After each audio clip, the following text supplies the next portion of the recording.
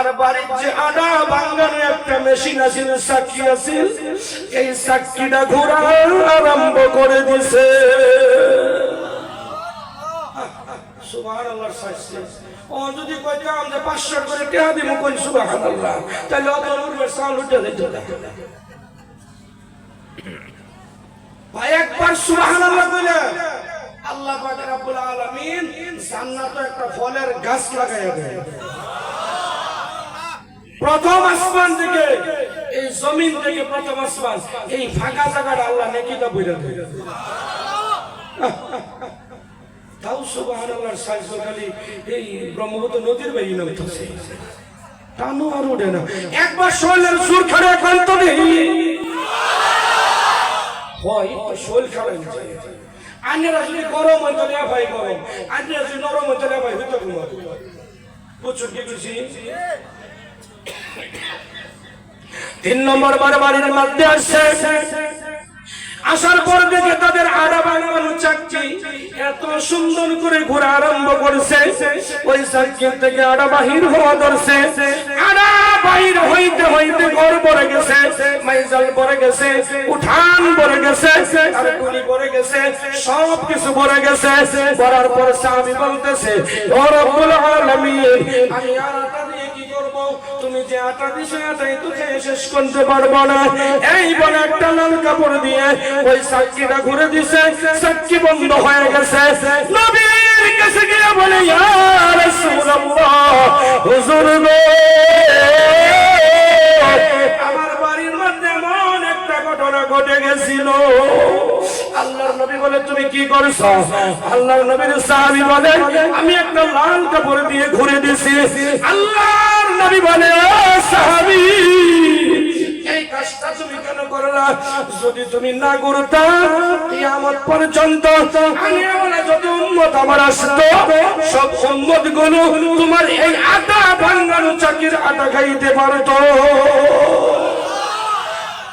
আর আমরা নামাজ পড়তে পড়তে আঙ্গর নামাজের দ্বারা সুতার একটা ফিতা অন্তরে সিধা হয়েছে না, কইছে কই পারবে এম কোন দিন। আবার বহুত নামাজ মাঝে মাঝে করে জিরাই জিরাই করে হুজুর অনেকদিন করছি, একটু জিরাই একটু। আবার কয় যদি মাঝে মাঝে নামাজ আবার স্টার্ট হবে, তাই না গো?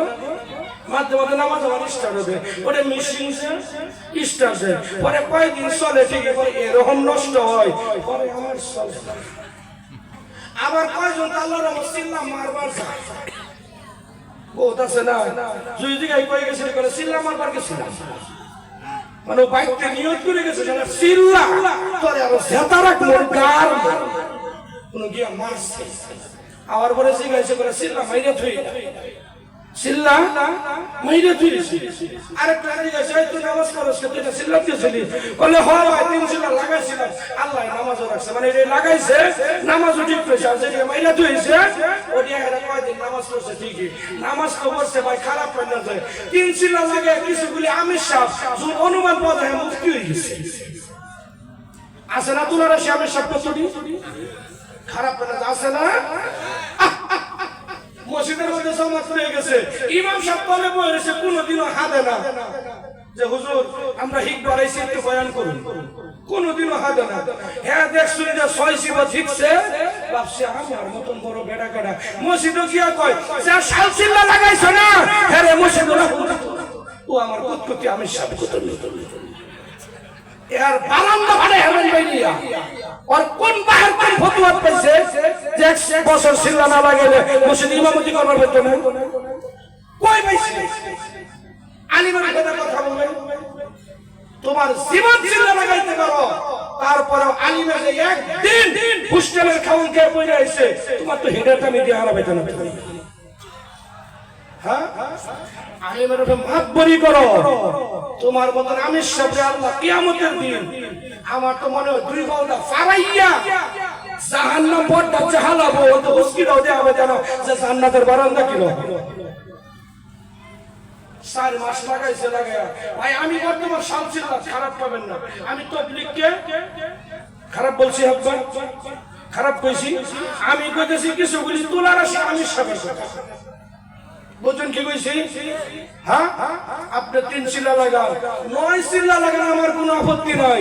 আপনার জীবন চিল্লা লাগাই দিয়েছেন, তারপরে একজন আলিম যখন আপনার সামনে পড়ছে, আইনের বাহের ওস্তাদ, আইনের ওস্তাদ, কারণ সে আলিম, আপনি তার মর্যাদা জানেন না। আলিম দুনিয়াতে আখিরাতেও দুই জায়গায় মাতবরি করবে। আলিমের দুনিয়া তো মাতবরি করব, আখিরাতেও মাতবরি করব। এই যে engineer, police, professor, doctor, SP, DSP, এই কোর হেই কোর সদা করব দেখো, কোনটাও কোন জায়গা মাতবরি করা হইতো না। ব্যক্তি খালি আলিমের পাঞ্জাবি বিছাইবো, খালি কোন হুজুর আমার একটু করে কইছে দেখো আমার অবস্থা সেই পাছাড়া দেব, ফিরিস্তারা বাইরে কি করছে সম্মান একবারে সেবা করে। আলিমকে ভাই সবসময় সম্মান রাখবেন। কই আলিমকে সম্মান রাখবেন। হ্যাঁ, আমি আবার কিছু বলে আলিমরে খারাপ পাই। সব আমি সামনে যেরকম বালা ভাই না, কিছু বলে আলিম করেও বালা ভাই না। হুজুর বল কইতেছে কি, কিছু বলে আলিম আছে দেখবেন নিজের এরকম ভাবে মানুষের সামনে ভাষায়, এর মতন আর বোধ কেউ আছে না? যদি 1% অহংকার কার ভিতরে নিছো কোন আলিম, আমার মতন বক্তার ভিতরে যদি 1% অহংকার থাকে, কিয়ামতের দিন আল্লাহ সুদা দাবাই দিবে, আমার সদ্য সুদা করে আসবে। আর অহংকার নিয়ে কবরে যাওয়া আর জাহান্নামে যাওয়া একই কথা। অহংকার নিয়ে কবরে যাওয়া আর জাহান্নামে যাওয়া একই কথা।